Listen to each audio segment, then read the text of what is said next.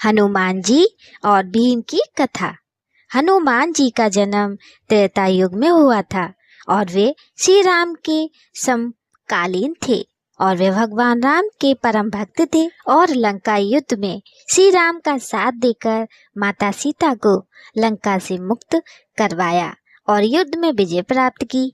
इसी प्रकार भीम का जन्म द्वापर युग में हुआ और श्री कृष्ण के समकालीन थे।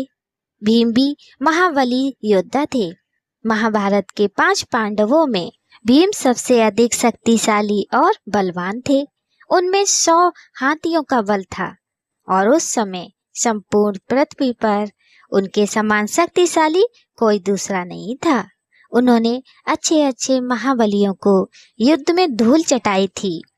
हनुमान जी और भीम दोनों को पवन पुत्र कहा जाता है। हनुमान जी को अमृता का बलिदान मिला है, इसलिए जब तक धरती रहेगी हनुमान जी साक्षात इस धरती पर रहेंगे और लोगों के कष्टों को दूर करते रहेंगे।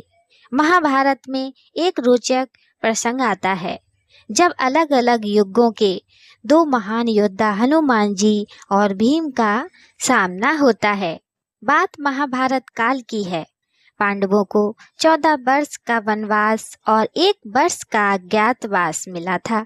इस दौरान एक बार पांडव किसी वन में रुके हुए थे। उस वन में एक सरोवर था।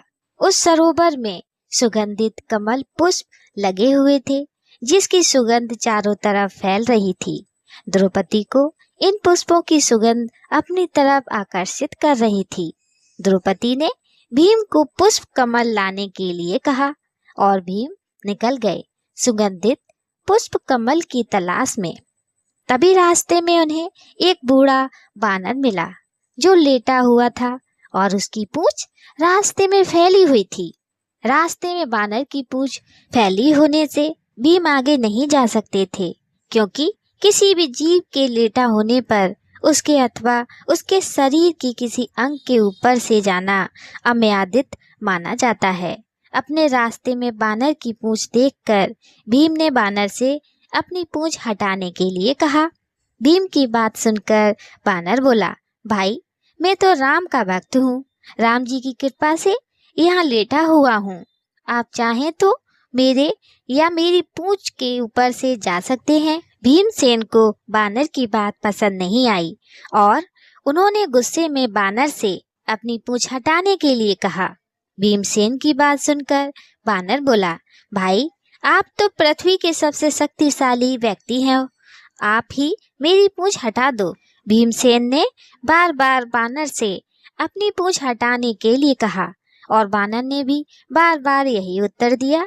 अंत में क्रोधित होकर भीम ने बानर की पूंछ को अपने एक हाथ से उठाने का प्रयास किया, परंतु वह बानर की पूंछ हिला भी नहीं सके। भीमसेन ने फिर अपने दोनों हाथों से बानर की पूंछ हटाने का प्रयास किया, परंतु वो बानर की पूंछ टस से मस नहीं कर सके। भीम ने बार बार प्रयास किया, पर हर बार उन्हें असफलता ही हाथ लगी। भीमसेन समझ गए कि यह कोई साधारण बानर नहीं है, अपितु कोई देव पुरुष हैं जो भीम की परीक्षा ले रहे हैं। भीम ने दोनों हाथ जोड़कर अपनी गलती स्वीकार करते हुए बानर से उनका परिचय पूछा। बानर ने अपना परिचय श्री राम के सेवक के रूप में बतलाया। बानर की इतनी बात सुनकर भीमसेन समझ गए कि ये कोई और नहीं अपितु साक्षात हनुमान जी हैं। भीमसेन ने हनुमान जी को प्रणाम करते हुए कहा, क्षमा करें हनुमान जी, मुझे अपनी शक्ति का झूठा अभिमान हो गया था। आपने मेरे अभिमान को तोड़ने के लिए यह लीला रची है। कृपा कर आप मुझे अपने असली रूप में दर्शन दें। भीम की बात सुनकर हनुमान जी ने अपने असली रूप में आकर अपना विशाल रूप दिखलाया। हनुमान जी ने भीम से कहा, हम दोनों ही पवन पुत्र हैं, इसलिए तुम मेरे छोटे भाई हो। यही कारण है कि मैं तुम्हें बार बार भाई कहकर संबोधित कर रहा था। इतना कहकर हनुमान जी ने भीमसेन को गले लगा लिया। हनुमान जी के गले लगकर भीम को लगा मानो उनके शरीर में अर्थात शक्ति का संचार हो गया हो। भीम ने हनुमान जी से आग्रह किया कि वह कौरवों के साथ होने वाले युद्ध में पांडवों का साथ दें। जिस पर हनुमान जी ने कहा, जिस युग से मैं हूँ वह युग दूसरा था।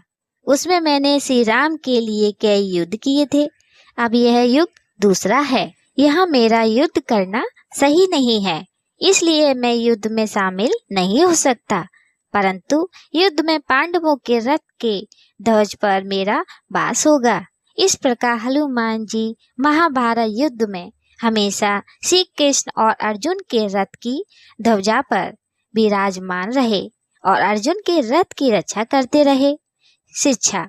हनुमान जी और भीम की कहानी से हमें शिक्षा मिलती है कि कभी भी अपनी शक्ति और बल का घमंड नहीं करना चाहिए। दोस्तों, आज की भीम हनुमान जी की कथा कैसी लगी कमेंट में बताइएगा। लाइक सब्सक्राइब शेयर भी कीजिएगा। ऐसी ही कहानियाँ सुनने के लिए हमारा चैनल सब्सक्राइब करिए, लाइक कीजिए, शेयर कीजिए। हमारा अगली कहानी सुनने के लिए जय श्री राधे।